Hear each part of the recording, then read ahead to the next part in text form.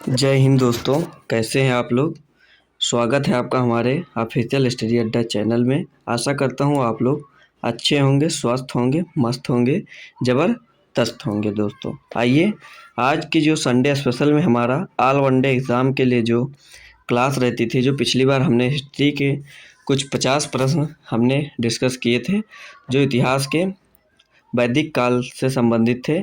आज हम उसी क्लास में हिस्ट्री जो है, संडे की जो क्लास है आज हमारी, उसमें हम हिस्ट्री की कुछ महत्वपूर्ण प्रश्न, जो बौद्ध धर्म से जितने प्रश्न बनने वाले हैं इस एसएससी जीडी, एसएससी एमटीएस या जो वनडे एग्ज़ाम है, इसमें जो प्रश्न पूछे जाने की संभावना है और पूछे जा चुके हैं दोस्तों, आज हम सब उस पर चर्चा करेंगे। लगभग 50 प्रश्नों पे आज हम उस पर भी चर्चा करेंगे, जो हिस्ट्री के मोस्ट इम्पॉर्टेंट क्वेश्चन हैं दोस्तों।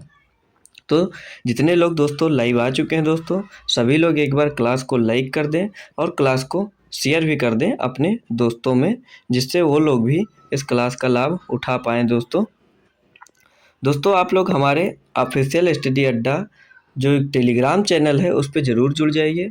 उस पर बहुत सारी जानकारियाँ जो हैं वो मिल जाती हैं आपको। कोई भी एग्ज़ाम है या कोई वैकेंसी है दोस्तों, उसकी जानकारियाँ उस पे ज़रूर मिल जाती हैं दोस्तों।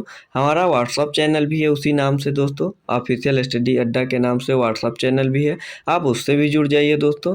या कोई डाउट हो दोस्तों तो आप उस पर पूछ भी सकते हैं, कोई भी मैथ का हो या जीके जीएस का कोई भी डाउट हो दोस्तों, आप उस पर पूछ सकते हैं। आपके डाउट का हल ज़रूर किया जाएगा दोस्तों।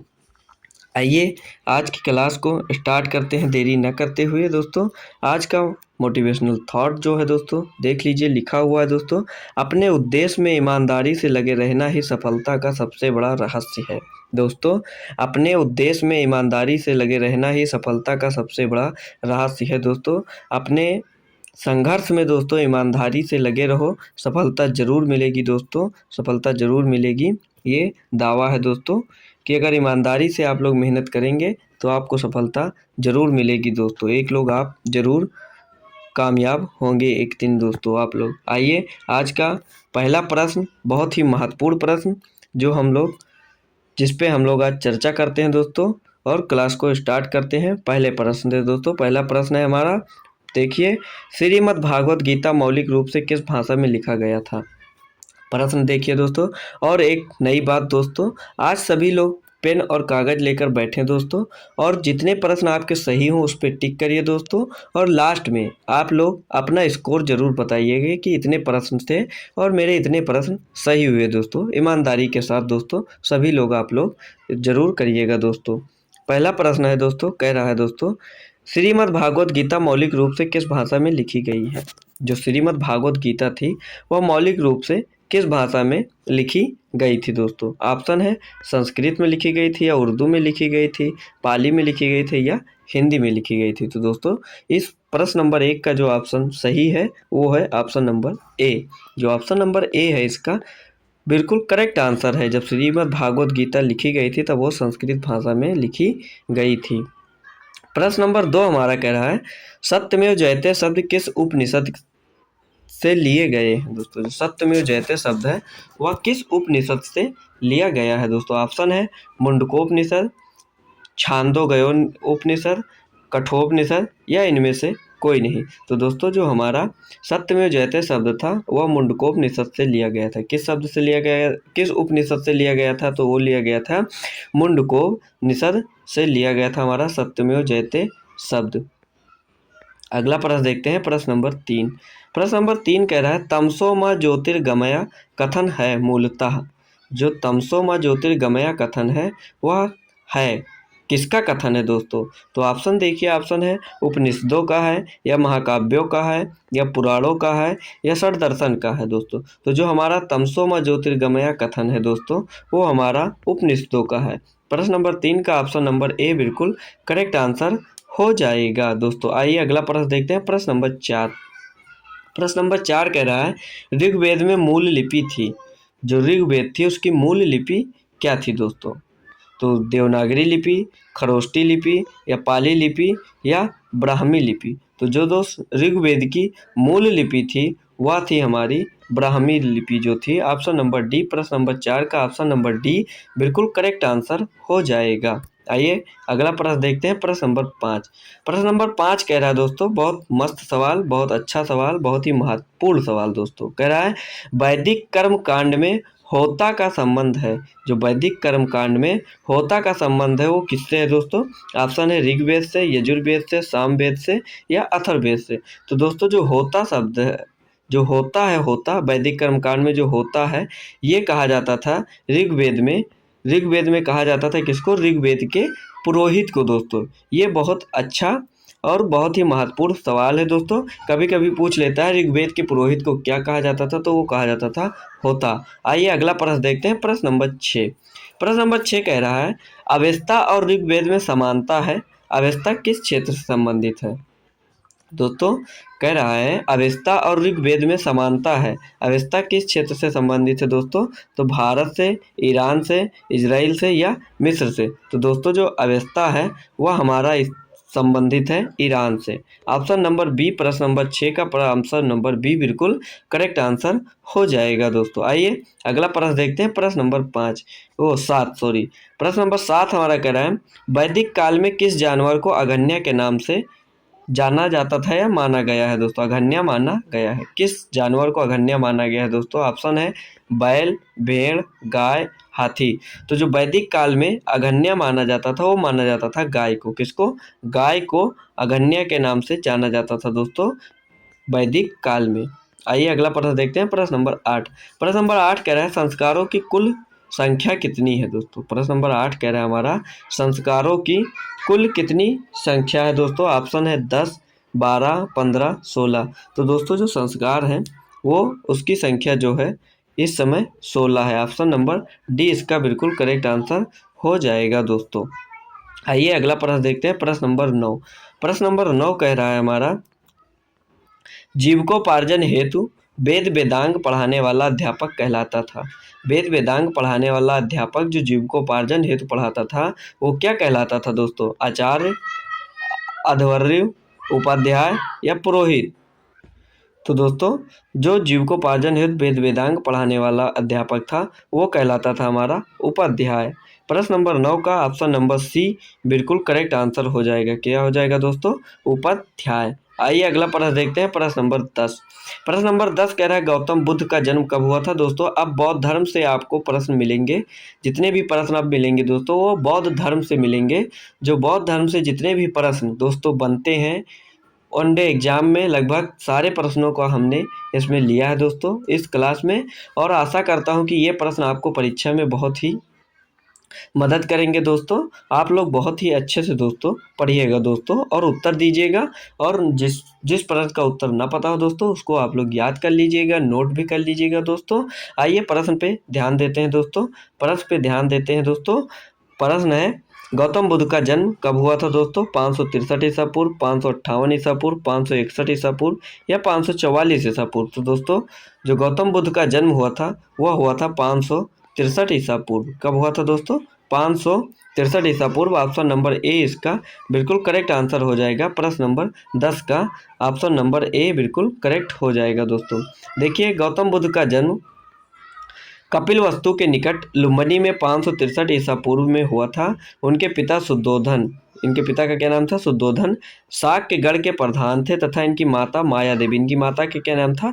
माया देवी, जो कोलीय गणराज्य, जो कोलीय वंश की कन्या थी। 29 वर्ष की अवस्था में उन्होंने गृह त्याग दिया था। किस वर्ष की अवस्था में? 29 वर्ष की अवस्था में उन्होंने गृह त्याग दिया था, जिसे बौद्ध ग्रंथों में महाभिनिष्क्रमण की संज्ञा दी गई थी दोस्तों। और इनके जन्म के कुछ दिन पश्चात इनकी माता का देहांत भी हो गया था दोस्तों। ये पॉइंट भी आप लोग नोट कर लीजिएगा दोस्तों। इनके जन्म के पश्चात इनकी माता का कुछ दिन के बाद इनकी माता का देहांत हो गया था और इनका लालन पालन जो था इनकी मौसी प्रजापति गौतमी ने किया था। किसने किया था दोस्तों? प्रजापति गौतमी ने किया था दोस्तों। नाम लिख लीजिए दोस्तों, प्रजापति गौतमी। इनकी मौसी का क्या नाम था दोस्तों? प्रजापति गौतमी। ठीक है दोस्तों, आइए अगला प्रश्न देखते हैं। प्रश्न नंबर 11। प्रश्न नंबर 11 कह रहा है बुद्ध के जीवन की किस घटना को महाभिनिष्क्रमण के रूप में जाना जाता है। दोस्तों पिछला वाला जो हमारा एक्सप्लेनेशन था दोस्तों, उसको अगर सभी लोगों ने ध्यान से पढ़ा होगा तो इसका आंसर आप लोग कमेंट में जरूर करिए दोस्तों।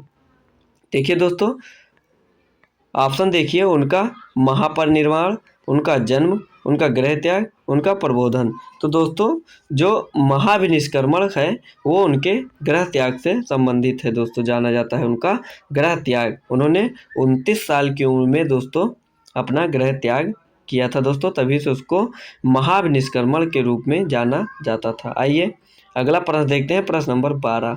प्रश्न नंबर 12 कह रहा है गौतम बुद्ध की माँ किस वंश से संबंधित थी।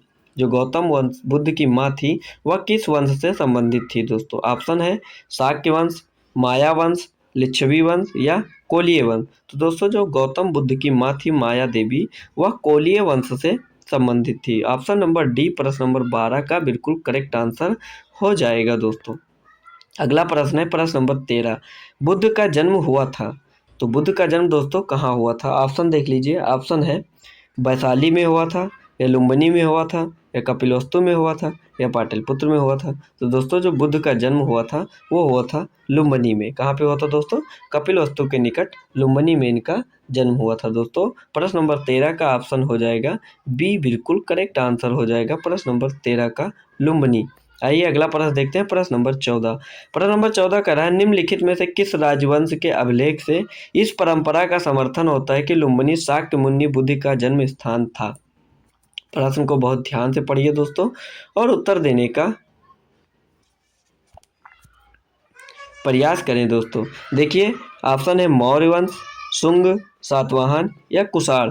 तो दोस्तों जो अभिलेख प्राप्त हुआ था, जिस परंपरा का समर्थन होता है जिस अभिलेख में कि लुम्बिनी शाक्य मुनि बुद्ध का जन्म स्थान था, वह जो अभिलेख था वो था मौर्य। ऑप्शन नंबर ए, जो मौर्य राजवंश था उसके अभिलेख से पता होता था कि शाक्य मुनि बुद्ध का जन्म स्थान जो है वो लुम्बिनी है दोस्तों। आइए देखते हैं। मौर्य वंशीय शासक अशोक, मौर्य वंशीय शासक अशोक रुमिनदेई अभिलेख से सूचना मिलती है कि शाक्य मुनि बुद्ध का जन्म लुम्बिनी में हुआ था। इस अभिलेख के अनुसार अशोक राज्य अभिषेक के 20 वर्ष बाद यहाँ आया था और उसने उस स्थान की पूजा की थी जहाँ शाक्य मुनि बुद्ध का जन्म हुआ था दोस्तों। आइए अगला प्रश्न देखते हैं। प्रश्न नंबर 15। प्रश्न नंबर 15 कह रहा है महात्मा बुद्ध का महापरिनिर्वाण कहाँ हुआ था। जो महात्मा बुद्ध का महापरिनिर्वाण कहाँ हुआ था दोस्तों। ऑप्शन देखिए दोस्तों, लुम्बिनी में, बोध गया में, या कुशीनगर में, या कपिलवस्तु में। तो दोस्तों जो गौतम बुद्ध का महापरिनिर्वाण हुआ था वो हुआ था ऑप्शन नंबर सी यानी कुशीनगर में। ऑप्शन नंबर सी कुशीनगर में महापरिनिर्वाण हुआ था दोस्तों। आइए अगला प्रश्न देखते हैं। प्रश्न नंबर 16। प्रश्न नंबर 16 हमारा कह रहा है दोस्तों बुद्ध द्वारा रूपांतरित निम्न व्यक्तियों में से कौन सा अंतिम था। जो बुद्ध द्वारा रूपांतरित निम्न व्यक्तियों में से कौन सा अंतिम था दोस्तों। ऑप्शन है आनंद, वसुमित्र, गोसल या सुबध। तो दोस्तों जो प्रश्न नंबर 16 का आंसर है वो हमारा हो जाएगा डी, ऑप्शन नंबर डी बिल्कुल करेक्ट आंसर हो जाएगा। सुबध था वो बुद्ध द्वारा रूपांतरित व्यक्तियों में से अंतिम व्यक्ति था सुबध। आइए प्रश्न नंबर 17 दोस्तों। प्रश्न नंबर 17 हमारा कह रहा है बुद्ध ने अपने जीवन की अंतिम वर्षा ऋतु कहाँ बिताई थी। बुद्ध ने अपने जीवन की अंतिम वर्षा ऋतु कहाँ बिताई थी। ऑप्शन है दोस्तों श्रावस्ती में, वैशाली में, कुशीनगर में या सारनाथ में। तो दोस्तों बुद्ध ने जो अपनी जीवन की अंतिम वर्षा ऋतु थी वह बिताई थी वैशाली में दोस्तों। कहाँ पे, वैशाली में जीवन की अंतिम वर्षा ऋतु बिताई थी दोस्तों। और ऑप्शन नंबर ए जो श्रावस्ती लिखा, यहाँ पे इन्होंने सबसे ज़्यादा दोस्तों उपदेश दिए थे। कहाँ पे सबसे ज़्यादा उपदेश कहाँ दिए थे, श्रावस्ती में दोस्तों। और कुशीनगर में महापरिनिर्वाण हुआ था दोस्तों। और सारनाथ में इन्होंने अपना प्रथम उपदेश दिया था दोस्तों। ये भी आप लोग नोट कर लीजिए, बहुत ही इंपॉर्टेंट है। प्रश्न नंबर 18 कह रहा है बोध गया में किसे ज्ञान की प्राप्ति हुई थी दोस्तों। बोध गया में किसे ज्ञान की प्राप्ति हुई थी। महावीर स्वामी को, गौतम बुद्ध को, या सिमंदर स्वामी को, या पार्श्वनाथ स्वामी को। तो दोस्तों जो बोध गया में जिसको ज्ञान की प्राप्ति हुई थी वो थे हमारे गौतम बुद्ध, जिन्हें 35 वर्ष की अवस्था में वैशाख पूर्णिमा को बुद्ध को ज्ञान की प्राप्ति हुई थी। कितने वर्ष की आयु में दोस्तों? 35 वर्ष की आयु में इनको 35 वर्ष की आयु में इनको ज्ञान की प्राप्ति हुई थी। वो भी कब हुई थी? वैशाख पूर्णिमा को दोस्तों। आइए अगला प्रश्न देखते हैं। प्रश्न नंबर 19। प्रश्न नंबर 19 कह रहा है, आलार कलाम कौन थे? जो आलार कलाम थे दोस्तों वो कौन थे? बुद्ध के एक शिष्य थे, एक प्रतिष्ठित बौद्ध भिक्षु थे, बुद्धकालीन एक शासक, या बुद्ध के एक गुरु? तो दोस्तों इसका जो बिल्कुल सही आंसर है वो हो जाएगा बुद्ध के एक गुरु थे दोस्तों, आलार कलाम दोस्तों। जो आलार कलाम थे दोस्तों ये सांख्य दर्शन के एक आचार्य थे दोस्तों, सांख्य दर्शन के ये आलार कलाम आचार्य थे दोस्तों। इनकी कुटिया जो थी दोस्तों या इनका आश्रम जो था बुद्ध वहाँ गए थे, लेकिन वो यहाँ से संतुष्ट नहीं हुए थे दोस्तों। आइए अगला प्रश्न देखते हैं। प्रश्न नंबर 20। प्रश्न नंबर 20 कह रहा है, सारनाथ में अपना प्रथम प्रवचन किसने दिया था? देखिए दोस्तों, सारनाथ में अपना प्रवचन किसने दिया था? प्रथम प्रवचन महावीर ने दिया था, शंकराचार्य ने दिया था, महात्मा बुद्ध ने दिया था, या गुरु नानक ने दिया था? तो दोस्तों जो सारनाथ में अपना प्रथम प्रवचन था वह दिया था महात्मा बुद्ध ने। ऑप्शन नंबर सी इसका बिल्कुल करेक्ट आंसर हो जाएगा। ऑप्शन नंबर सी इसका बिल्कुल करेक्ट आंसर हो जाएगा। सारनाथ में अपना प्रथम प्रवचन महात्मा बुद्ध ने दिया था दोस्तों। आइए अगला प्रश्न देखते हैं। प्रश्न नंबर 21 प्रश्न नंबर 21 कह रहा है, ग्रंथों में उल्लिखित धर्म चक्र परिवर्तन है। जो ग्रंथों में धर्म चक्र परिवर्तन उल्लिखित है वह है उनका मतलब बुद्ध का दर्शन, सारनाथ में दिया गया उनका प्रथम उपदेश, उनके धार्मिक आदर्श, या बौद्ध अनुष्ठान? तो दोस्तों इसका जो बिल्कुल सही उत्तर है वो हो जाएगा सारनाथ में दिया गया उनका प्रथम उपदेश दोस्तों धर्म चक्र परिवर्तन है। प्रश्न नंबर 22 दोस्तों देखिए, पूछ रहा है बुद्ध ने सर्वाधिक उपदेश दिए थे। बुद्ध ने सर्वाधिक उपदेश कहाँ दिए थे? दोस्तों अभी हमने पिछले प्रश्न में बताया है दोस्तों, बुद्ध ने सर्वाधिक उपदेश कहाँ दिए थे? वैशाली में दिए थे, या श्रावस्ती में दिए थे, या कौशाम्बी में दिए थे, या राजगृह में दिए थे? तो दोस्तों बुद्ध ने जो सबसे ज़्यादा उपदेश दिए थे वो दिए थे श्रावस्ती में। ऑप्शन नंबर बी इसका बिल्कुल करेक्ट आंसर हो जाएगा दोस्तों। प्रश्न नंबर 22 का करेक्ट आंसर होगा ऑप्शन नंबर बी। आइए अगला प्रश्न देखते हैं। प्रश्न नंबर 23। प्रश्न नंबर 23 हमारा कह रहा है, बुद्ध कौशाम्बी किसके राज्यकाल में आए थे? जो बुद्ध कौशाम्बी आए थे वो किसके राज्यकाल में आए थे? ऑप्शन देख लीजिए, शतानीक, बोधि, उदयन, या निचाछू? तो दोस्तों जो बुद्ध जब वैशाली आए थे कौशाम्बी आए थे तो वो उदयन के राज्य काल में आए थे। किसके काल में? उदयन के राज्य काल में आए थे दोस्तों बुद्ध कौशाम्बी। प्रश्न नंबर 24 हमारा कह रहा है दोस्तों, बुद्ध की मृत्यु के पश्चात प्रथम बौद्ध संगीति की अध्यक्षता की गई। जब बुद्ध की मृत्यु हो गई थी उसके पश्चात बौद्ध संगीति की अध्यक्षता की गई थी किसके द्वारा? प्रथम बौद्ध संगीति की। तो दोस्तों ऑप्शन है महाकश्यप द्वारा, धर्मसेन द्वारा, अजातशत्रु द्वारा, या नागसेन द्वारा? तो दोस्तों जो इसका बिल्कुल सही उत्तर है वो हो जाएगा महाकश्यप के द्वारा प्रथम बौद्ध संगीति की अध्यक्षता की गई थी। किसके द्वारा? महाकश्यप के द्वारा। ऑप्शन नंबर ए इसका बिल्कुल करेक्ट आंसर हो जाएगा प्रश्न नंबर 24 का। देख लीजिए दोस्तों, 4 बौद्ध संगीतियाँ हुई थी। कब हुई थी, कहाँ हुई थी, शासक कौन था दोस्तों, अध्यक्ष कौन था, और उपाध्यक्ष कौन था दोस्तों? ये भी आप लोग देख लीजिए दोस्तों और इसको नोट कर लीजिएगा दोस्तों। देखिए प्रथम जो बौद्ध संगीति हुई थी 483 ईसा पूर्व राजगृह में हुई थी और इसके अध्यक्ष जो थे महाकश्यप, और इस जब शासक कौन था? अजातशत्रु दोस्तों। ये हो गया। और द्वितीय जो बौद्ध संगीति हुई थी वो हुई थी 383 ईसा पूर्व में। कहाँ पे हुई थी? वैशाली में। और इसके अध्यक्ष जो थे वो थे सुबुकामी, और शासक कौन था? कालाशोक। तृतीय बौद्ध संगीति जो हुई 247 ईसा पूर्व पाटलिपुत्र में, और इसके जो अध्यक्ष थे वो थे मोगलपुत्र या तिस्य। अशोक शासक काल था दोस्तों। शासक कौन था? अशोक था। चतुर्थ जो बौद्ध संगीति तो ईसा की प्रथम शताब्दी में, जो ईस्वी हमारी जो चलती है उसकी प्रथम शताब्दी में। और कहाँ हुई थी दोस्तों? कुंडलवन में। कुंडलवन में कहाँ? कश्मीर में। इसके जो अध्यक्ष थे वसुमित्र थे, अश्वघोष, और इसके उपाध्यक्ष थे अश्वघोष। जो इसके उपाध्यक्ष थे वो थे अश्वघोष, और शासक कौन था? कनिष्क। कौन शासक था दोस्तों?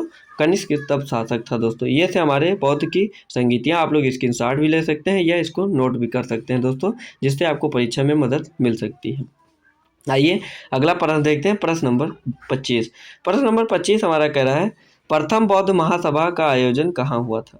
प्रथम बौद्ध महासभा का आयोजन कहाँ हुई थी दोस्तों? तो ऑप्शन है पाटलिपुत्र, राजगृह, अमरावती या कनगनहल्ली। कहाँ हुई थी दोस्तों? कनगनहल्ली।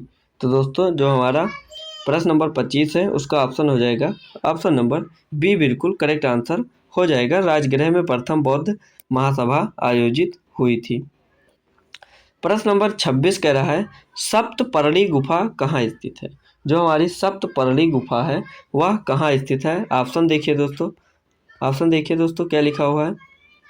ऑप्शन लिखा हुआ है हमारा सांची में, नालंदा में या राजगृह में या पावापुरी में। तो दोस्तों जो हमारा सप्तपर्णी गुफा थी वह स्थित है हमारे कहाँ पे? राजगृह में। कहाँ पे स्थित है दोस्तों? राजगृह में। ऑप्शन नंबर सी इसका बिल्कुल करेक्ट आंसर हो जाएगा। प्रथम बौद्ध संगीति इसी गुफा में हुई थी, सप्तपर्णी गुफा में प्रथम बौद्ध संगीति हुई थी दोस्तों। किस गुफा में? सप्तपर्णी गुफा में प्रथम बौद्ध संगीति हुई थी दोस्तों, जो कि राजगृह में स्थित है। आइए अगला प्रश्न देखते हैं, प्रश्न नंबर 27। प्रश्न नंबर 27 हमारा कह रहा है कश्मीर में कनिष्क के शासन काल में जो बौद्ध संगीति आयोजित हुई थी उसकी अध्यक्षता निम्नलिखित में से किसने की थी? दोस्तों अगर आप लोगों को याद है तो कमेंट करिए दोस्तों। अभी हमने जिसमें स्क्रीनशॉट लेने को बताया था उसमें साफ साफ पूरा लिखा हुआ था दोस्तों। लिखा है, प्रश्न है कश्मीर में कनिष्क के शासन काल में जो बौद्ध संगीति आयोजित हुई थी उसकी अध्यक्षता निम्नलिखित में से किसने की थी? ऑप्शन है पासर, नागार्जुन, शूद्रक या वसुमित्र ने। तो दोस्तों प्रश्न नंबर 27 का बिल्कुल करेक्ट आंसर हो जाएगा ऑप्शन नंबर डी, वसुमित्र ने। दोस्तों किसने? वसुमित्र ने कश्मीर में कनिष्क के शासनकाल में बौद्ध संगीति जो आयोजित हुई थी, चतुर्थ बौद्ध संगीति जो थी उसकी अध्यक्षता की थी वसुमित्र ने। दोस्तों किसने की थी? वसुमित्र ने। आइए अगला प्रश्न देखते हैं। प्रश्न है इसको देख लेते हैं दोस्तों। बौद्ध धर्म की चतुर्थ संगीति कुशाल शासक कनिष्क के राज्यकाल में कश्मीर के कुंडल वन में हुई थी। इसकी अध्यक्षता वसुमित्र ने की थी तथा अश्वघोष इसके उपाध्यक्ष बने। इस सभा में महासांधिकों का वर्चस्व था। यहाँ बौद्ध ग्रंथों के कठिन अंशों पर सामयिक विचार किया गया। प्रत्येक पिटक पर भाष्य लिखकर उन्हें विभाषा शास्त्र नामक टीकाओं में संकलित कर दिया गया। इसी समय बौद्ध धर्म हीनयान एवं महायान नामक दो स्पष्ट संप्रदायों में विभक्त हो गया। दोस्तों ये प्रश्न कभी कभी दोस्तों पूछा जाता है कि हीनयान और महायान किस संगीति में हुए थे? दोस्तों दो संप्रदायों में विभक्त हुआ था दोस्तों। तो ये हुआ था हमारी चतुर्थ बौद्ध संगीति जो कुशाल शासक कनिष्क के राज्यकाल में हुई थी दोस्तों। कहाँ पे? कुंडल वन में। हीनयान और महायान नामक दो स्पष्ट संप्रदायों में विभक्त हो गया था बौद्ध धर्म। आइए देखते हैं अगला प्रश्न। प्रश्न नंबर 28 हमारा कह रहा है दोस्तों, देखिए बहुत अच्छा प्रश्न है। बोल रहा है बौद्ध धर्म की महायान शाखा औपचारिक रूप से किसके शासनकाल में प्रकट हुई? दोस्तों ऑप्शन है अजातशत्रु, अशोक, धर्मपाल, कनिष्क। तो दोस्तों बौद्ध धर्म की महायान शाखा जो थी वो औपचारिक रूप से कनिष्क के शासनकाल में प्रकट हुई थी। किसके काल में? कनिष्क। ऑप्शन नंबर डी इसका बिल्कुल करेक्ट आंसर हो जाएगा। कनिष्क के शासन काल में प्रकट हुई थी महायान शाखा। दोस्तों आइए अगला प्रश्न देखते हैं, प्रश्न नंबर 29। प्रश्न नंबर 29 कह रहा है कनिष्क के शासन काल में बौद्ध सभा किस नगर में आयोजित की गई थी? कनिष्क के शासन काल में बौद्ध सभा किस नगर में आयोजित की गई थी? ऑप्शन है मगध, पाटलिपुत्र, कश्मीर या राजगृह। तो दोस्तों जो कनिष्क के शासन काल था उसमें जो बौद्ध सभा आयोजित की गई थी वो की गई थी कश्मीर में, इसके कुंडल वन में आयोजित की गई थी बौद्ध सभा जो थी चतुर्थ बौद्ध सभा। आइए अगला प्रश्न देखते हैं, प्रश्न नंबर 30। प्रश्न नंबर 30 कह रहा है तृतीय बौद्ध सभा किस स्थान पर बुलाई गई थी? दोस्तों प्रश्न नंबर 30 हमारा कह रहा है तृतीय बौद्ध सभा किस स्थान पर बुलाई गई थी? ऑप्शन है तक्षशिला, सारनाथ, बोधगया या पाटलिपुत्र। तो दोस्तों जो हमारी तृतीय बौद्ध सभा थी वो बुलाई गई थी ऑप्शन नंबर डी यानी पाटलिपुत्र में बुलाई गई थी तृतीय बौद्ध सभा। आइए अगला प्रश्न देखते हैं, प्रश्न नंबर 31।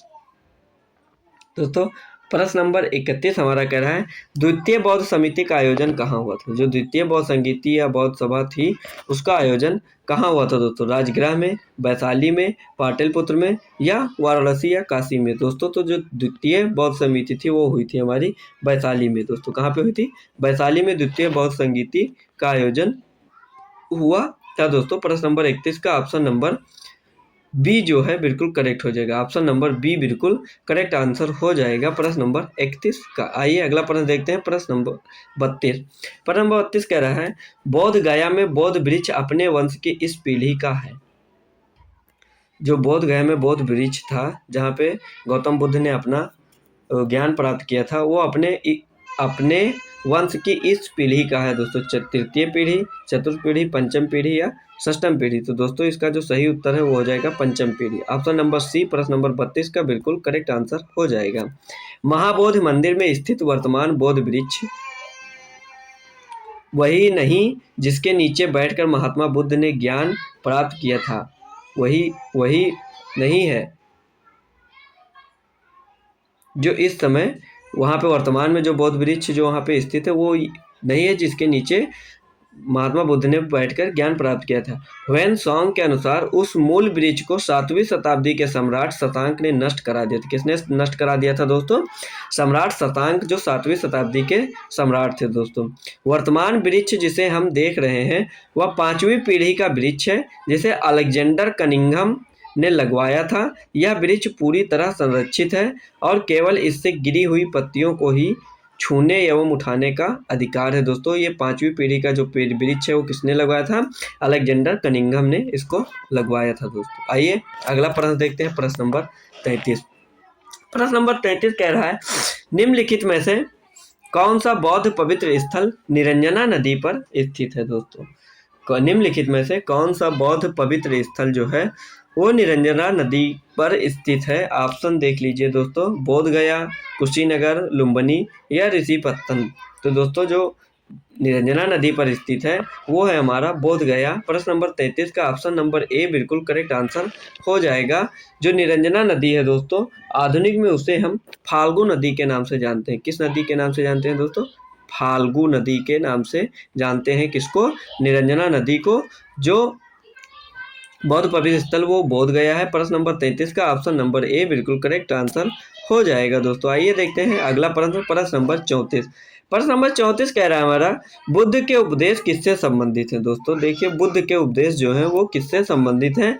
ऑप्शन है आत्मा संबंधी विवाद, ब्रह्मचर्य, धार्मिक कर्मकांड या आचरण की शुद्धता व पवित्रता। तो दोस्तों जो बुद्ध के उपदेश थे वो ऑप्शन नंबर डी यानी आचरण की शुद्धता व पवित्रता से संबंधित है। प्रश्न नंबर 34 का ऑप्शन नंबर डी बिल्कुल करेक्ट आंसर हो जाएगा दोस्तों। ऑप्शन नंबर डी इसका बिल्कुल करेक्ट आंसर हो जाएगा प्रश्न नंबर 34 का दोस्तों। आइए अगला प्रश्न देखते हैं, प्रश्न नंबर 35। प्रश्न नंबर 35 हमारा कह रहा है, अष्टांग मार्ग की संकल्पना अंग है। जो अष्टांग मार्ग की संकल्पना है वह अंग है किसका दोस्तों? ऑप्शन देख लीजिए। ऑप्शन देखिए, दीपवंश की विषय वस्तु का, दिव्यावधान की विषय वस्तु का, महापरिनिर्वाण दोस्तों यहाँ पे मिस्टेक हो गया है, महापरिनिर्वाण होगा दोस्तों, महापरिनिर्वाण होगा दोस्तों, यहाँ पे ये सही कर लीजिए, महापरिनिर्वाण की विषय वस्तु का या धर्मचक्र परिवर्तन का दोस्तों। जो अष्टांग मार्ग की संकल्पना है वह हमारा है ऑप्शन नंबर डी यानी धर्म चक्र परिवर्तन सूत्र की विषय वस्तु का अष्टांग मार्ग की संकल्पना है दोस्तों। देखिए दोस्तों अष्टांग मार्ग क्या है दोस्तों? देखिए गौतम बुद्ध ने चतुर्थ आर्य सत्य में दुख निरोध का उपाय बताया है। इसे दुख निरोध गामिनी प्रतिपदा कहा जाता है। इसे मध्यमा प्रतिपदा या मध्यमा मार्ग भी कहा जाता है। इस मध्यमा प्रतिपदा में 8 सोपान हैं, इसलिए इसे अष्टांगिक मार्ग भी कहते हैं। ये 8 सोपान हैं। देखिए दोस्तों 8 सोपानों के नाम जरूर आप लोग नोट कर लीजिएगा। सम्यक दृष्टि, सम्यक संकल्प, सम्यक वाक, सम्यक कर्मांत, सम्यक आजीव, सम्यक व्यायाम और सम्यक स्मृति एवं सम्यक समाधि अष्टांगिक मार्ग धर्म चक्र परिवर्तन सूत्र की विषय वस्तु का अंग है। अष्टांगिक मार्ग ये थे दोस्तों, इसको आप लोग नोट कर लीजिएगा दोस्तों। आइए अगला प्रश्न देखते हैं, प्रश्न नंबर 36। प्रश्न नंबर 36 हमारा कह रहा है त्रिपिटक क्या है? प्रश्न नंबर 36 हमारा कह रहा है दोस्तों त्रिपिटक क्या है दोस्तों? त्रिपिटक क्या है? ऑप्शन नंबर ए है गांधी जी के 3 बंदर, ब्रह्मा विष्णु महेश, महावीर के 3 नगीने या बुद्ध के उपदेशों की संग्रह। तो दोस्तों इसका जो ऑप्शन है वो हो जाएगा बुद्ध के उपदेशों की संग्रह। ऑप्शन नंबर डी प्रश्न नंबर 36 का बिल्कुल करेक्ट आंसर हो जाएगा।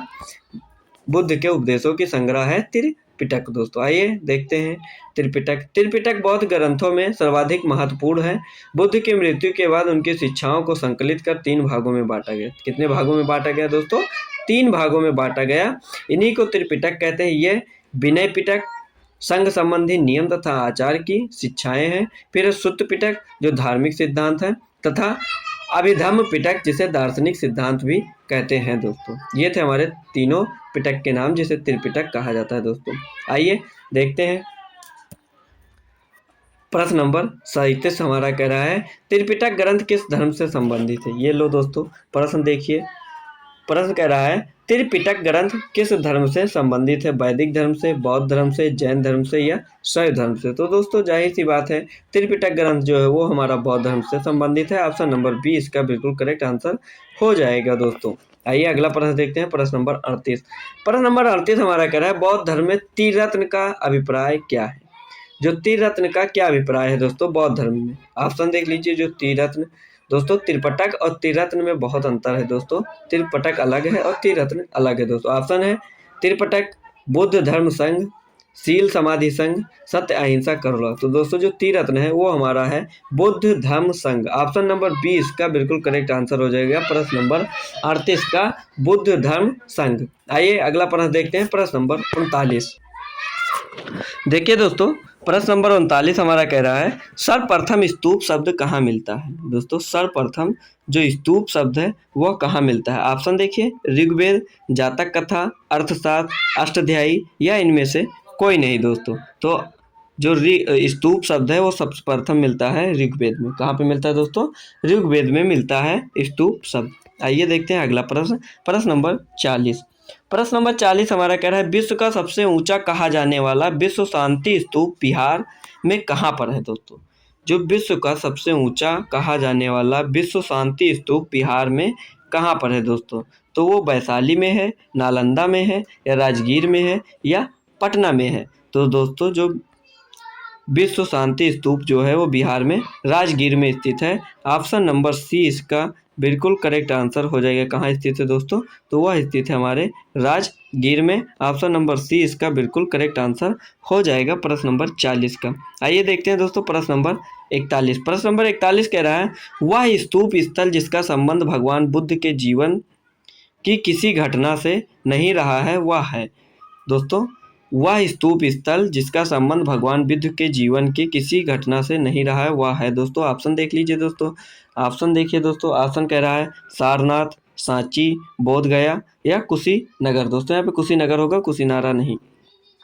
तो दोस्तों जो हमारा देखिए ऑप्शन देखिए सारनाथ में इन्होंने पहला प्रथम उपदेश दिया था दोस्तों, तो ये इनके जीवन से संबंधित है। सांची का स्तूप दोस्तों ये ऑप्शन नंबर बी हो जाएगा, ये इनसे घटना से संबंधित नहीं है दोस्तों।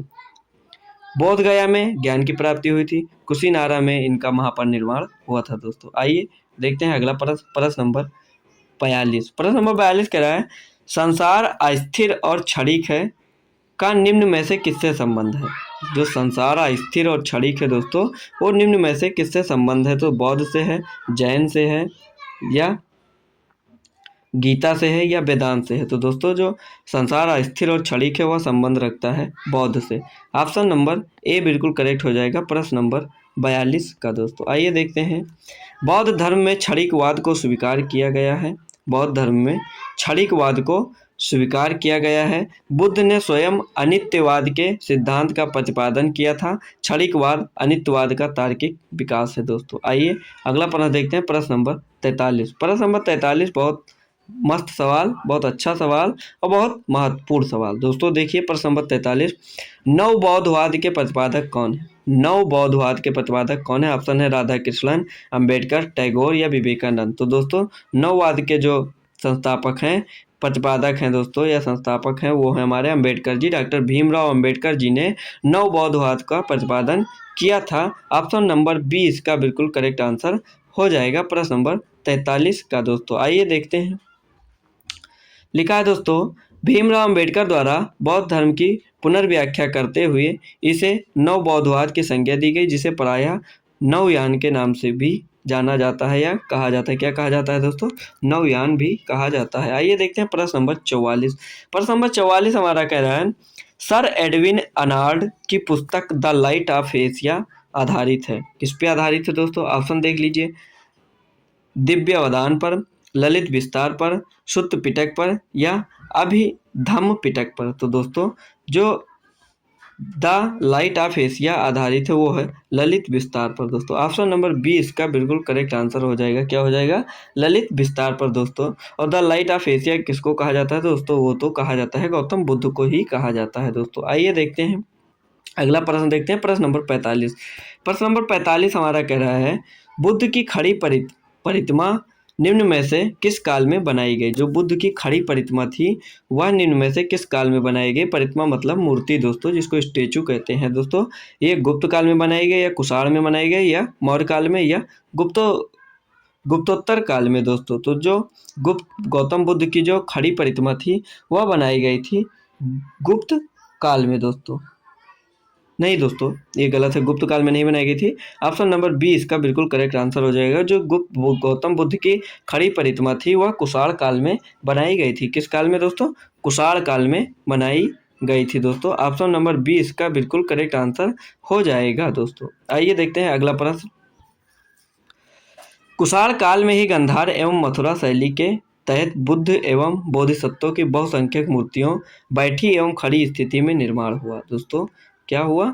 गांधार एवं मथुरा कला शैली में के तहत बोधिसत्वों की बहुसंख्यक मूर्तियों का जो बैठी एवं खड़ी स्थिति में निर्माण हुआ। B.S. अग्रवाल के मतानुसार सर्वप्रथम मथुरा में ही बुद्ध मूर्तियों का निर्माण किया गया, जहां इनके लिए पर्याप्त आधार था। ह्वेनसांग के विवरण के अनुसार बुद्ध की प्रथम प्रतिमा जो थी वो कौशाम्बी में बनी थी, परंतु अनेक विद्वान महात्मा बुद्ध की प्रथम प्रतिमा के निर्माण का श्रेय गांधार कला को ही देते हैं दोस्तों, जो कुषाण काल में था। आइए देखते हैं अगला प्रश्न, प्रश्न नंबर 46। प्रश्न नंबर 46 हमारा कह रहा है, सारनाथ की भूमि स्पर्श मुद्रा वाली बुद्ध प्रतिमा कालंकित है। दोस्तों सारनाथ की भूमि स्पर्श मुद्रा वाली बुद्ध प्रतिमा कालंकित है। किस काल से कालंकित है दोस्तों? तो कुषाण काल से, गुप्त काल से, वर्धन काल से या राजपूत काल से। तो दोस्तों इसका जो सही उत्तर है वो हो जाएगा गुप्त काल से। ऑप्शन नंबर बी बिल्कुल करेक्ट आंसर इसका हो जाएगा, गुप्त काल से संबंधित है दोस्तों। भूमि स्पर्श मुद्रा की सारनाथ की बुद्ध मूर्ति गुप्त काल से संबंधित है दोस्तों। जो भूमि स्पर्श मूर्ति है वो बुद्ध काल से संबंधित है। इसकी आध्यात्मिक अभिव्यक्ति, गंभीर मुस्कान एवं शांत ध्यान मग्न मुद्रा भारतीय कला की सर्वोच्च सफलता का प्रदर्शन करती है दोस्तों। आइए देखते हैं अगला प्रश्न, प्रश्न नंबर 47। प्रश्न नंबर 47 हमारा कह रहा है, निम्नलिखित में से किस शैलकृत गुफा में 11 सिरों के बोधिसत्व का अंकन मिलता है? बहुत ही इम्पोर्टेंट प्रश्न और बहुत ही अच्छा सवाल दोस्तों।